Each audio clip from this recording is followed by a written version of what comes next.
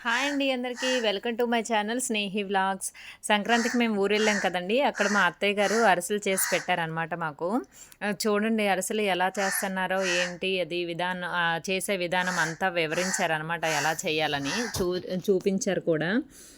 Next తరం మనం చేయగలమో లేదో కానీ చూసి నేర్చుకోవాలి కంపల్సరీ ఇలాంటి వంటలు. ఎందుకంటే ఇప్పుడిప్పుడు అన్నీ స్వీట్ షాపులు వచ్చేసాయి. మనలాంటి వాళ్ళం చేయలేకపోతున్నాము. ఇలాంటి పిండి వంటలు చేయలేకపోతున్నాం. స్వీట్ షాపులు వచ్చేసాయి. డబ్బులు ఇచ్చేస్తున్నాం, కొనేస్తున్నాం, తెచ్చేస్తున్నాం అంతే. కానీ మన చేత్తో మనం చేసి పెట్టుకోవాలి, నేర్చుకోవాలి అని ఎవరికీ లేదు. కానీ తప్పకుండా నేర్చుకోవాలండి. ఎంతైనా బయట చేసింది వేరు, మనం చేసి మన పిల్లలకు పెట్టుకున్నది వేరు కదా! అందుకని నేర్చుకోవాలని నాకు ఉంది. అత్తయ్య గారు కూడా నేర్చుకోమని ఈ ప్రాసెస్ ఏంటి, ఎలా నేర్చుకోవాలని చూపించారనమాట. ట్రై చేద్దాం. అయితే ఇప్పుడు చూడండి ఎలా చేస్తున్నారో. ఫస్టు ఆ బియ్యం రేషన్ బియ్యం ఒక 4 కేజీలు తీసుకున్నారనమాట. 4 కేజీల బియ్యము 12 అవర్స్ నానబెట్టి, దాన్ని కడిగి చక్కగా ఆరబెట్టి, కొద్దిగా ఆరాక అలాగని పూర్తిగా ఆరబెట్టేయకూడదండి. లైట్‌గా వాటర్ కొద్దిగా పోయే వరకు ఆరబెట్టేసి, దాన్ని పిండి పట్టించుకొచ్చారండి పిండి గిన్నెకెళ్ళి. పట్టించుకొచ్చాక ఆ పిండిని ఆరిపోకుండా దానిపైన ఒక క్లాత్ గాని, మూత గాని ఏసి ఉంచుకున్నాక పాకం రెడీ చేశారు.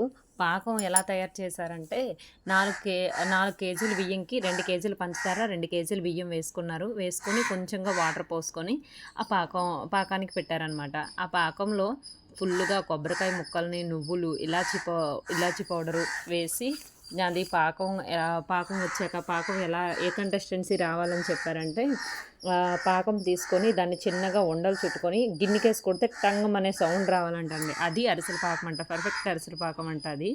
అలా తీసుకున్నాక దాంట్లో పిండేసి శుభ్రంగా ఉండలు కాకుండా కలుపుకోవాలంట గట్టిగా. ఆ పిన్ని గారు కలుపుతుంటే నాకు ఇచ్చారండి కలపమని ఒకసారి. బాబోయ్! మన వల్ల కాలేదు. 4 కేజీల పిండికి ఇలా తిప్పాలంటే బాగా చేతులు నొప్పొచ్చేసాయన్నమాట.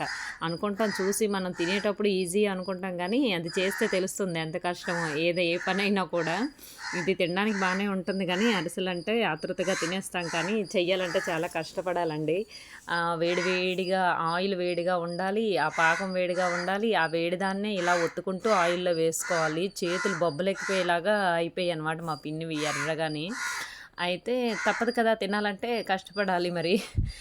అయితే అలా తయారు చేసి ఆ పిండిని దాంట్లో ఏసి చక్కగా కలుపుకొని, అది ఆరిపోకుండా దాని మీద ఆయిలేసి చక్కగా దాన్ని తీసి అలా చేసి వేశారనమాట.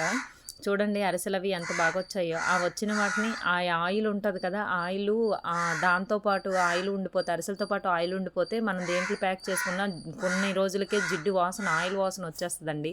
అది రాకుండా ఉండాలంటే ఇలా మా సైడ్ పూర్వీకులు ఒరిగడ్డి పైన ఏసేవాళ్ళనమాట. అరిసెలు, పొంగడాలు అవి నూనె వంటలు.